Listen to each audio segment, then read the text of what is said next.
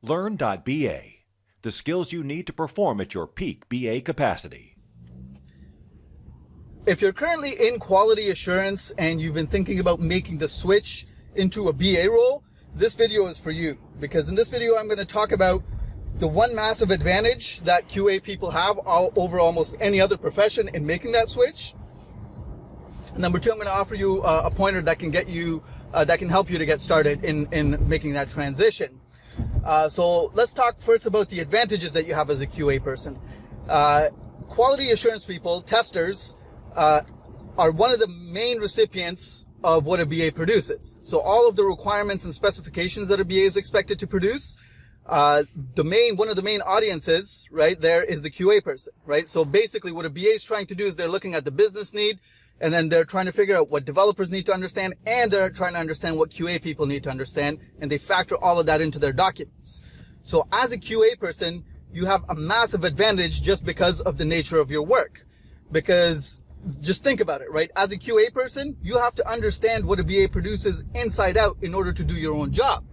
So if I produce requirements and specifications, the QA person on the team has to understand line by line what's written in those documents so that they can build their test scripts and they can execute their test scripts. And in order to do that, a lot of QA folks help to uncover requirements as part of doing that, right? So they'll run into a situation where they say, well, what about this test case? And we think, oh, we didn't provide any clarity there. We got to go back to the business or talk to IT to figure out what that looks like.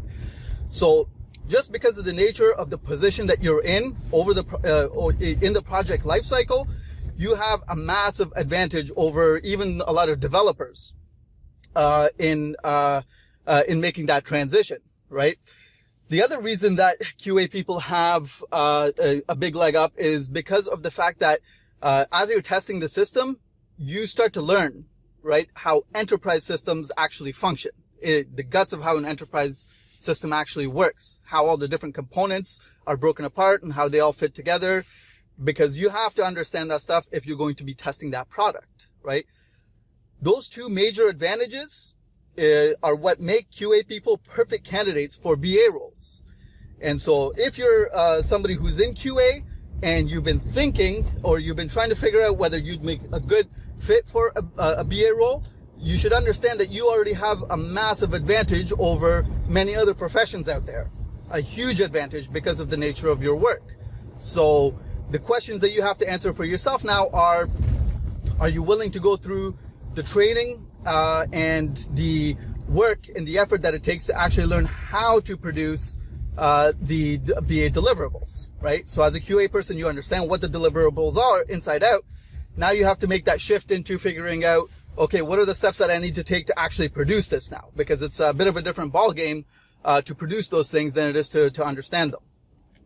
Okay, so that's if you're in that role right now and you're considering it, understand that you have an advantage and understand that you're probably it's going to take a lot less effort for you to make that switch than it would for almost any other profession. Now, if you're a full-time permanent employee, I'll offer you some advice on how you can get started. The one thing that you should do right away is express your interest to your manager.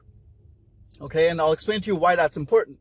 Because when management is looking to see how they can fill a role, a lot of times they'll look internally in their own organization because they would much rather hire somebody who has the experience of the company culture and a person, especially if the person understands the ins and outs of the systems that QA people understand.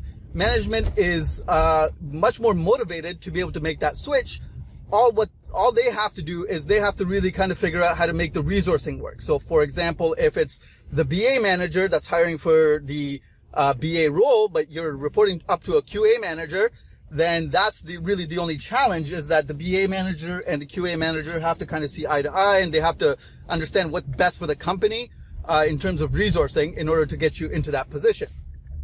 But if you don't take that step of expressing your interest to your own manager about being in a BA role, those opportunities will never, are very, very unlikely. I shouldn't say never. Those opportunities inside your own company are unlikely to be available to you. Because again, one of the things that management is looking for when they're hiring somebody is not just the ability to do a job. They're looking to see whether this person actually has the drive, whether they have the motivation, right? And if you go to your manager and say, look, I feel like I'm being underutilized. I feel like I can add more to this company overall. If I get into a BA role and you frame it in that way, your manager already understands. It's implicit in what you've just said that you're willing to put in the work to make that transition happen, right? So if your manager basically has, 5 different QA folks, or the BA manager has 5 different QA folks to pick from, what are they going to look for? They're going to say, okay, does this person have the ability to do that work, first of all? And if the answer to that is yes, and for most QA people, the answer is yes, the next question they have to ask themselves is this person going to put in the work that it's going to take to be able to make that transition happen, right? Are they putting you in a position that you don't really want to be in and that you're not going to put in a lot of extra effort into making that transition happen? If you go to your manager and you express your interest and say, look, in the long run, that's the role that I'd like to be in, and you're totally clear about your intentions, that can potentially give you a bit of a leg up, again, in terms of being selected to fill that role, right? Because again, when managers are looking, they're going to be thinking to themselves, well, this person already is interested in that role. I know they have the ability to do it. And because of the fact that they're willing to make the switch, they have already decided that they're going to put in the work to make that transition happen. And voila, you're the perfect candidate for the next BA role that opens up inside your organization, right? So express your interest. Now, the one caveat that I'll add to that is that you have to feel out in your own specific situation. You have to feel out the political dynamics of the situation, right? If there are certain red flags that you think would get you in trouble in expressing that interest, then you should maybe hold off a little bit. But that is very specific from organization to organization. Generally speaking, if you express your interest in a certain thing, you're not going to be punished for that. The only case where you would be punished is if you just started a QA role and now you're already looking for the next step up, right? That might be a bit of a red flag to say that this person was never really interested in QA in the first place. But if you've been in a QA role and you've gone through and you've understood, you've done a lot of projects and you've understood the systems and you understand exactly what a BA is normally expected to produce, you're the perfect person to put into that, into a BA role, as long as you're willing to put in the work. So that's the advice that I would give to you if you're a QA person that is looking to make that switch. I hope you take that advice and try to execute on it if the political environment in your organization is right. And if you do choose to do that, and feel free to drop me a note and let me know that you're trying it. And if you need any additional advice, I'd be happy to give you advice on how to try to make that switch. Other than that, I would say just go to learn.ba, start taking the free lessons to start to get an idea of what a business analyst actually does and what they produce, to start to strengthen yourself up, just knowledge-wise. The first 6 free lessons of the program will explain that to you.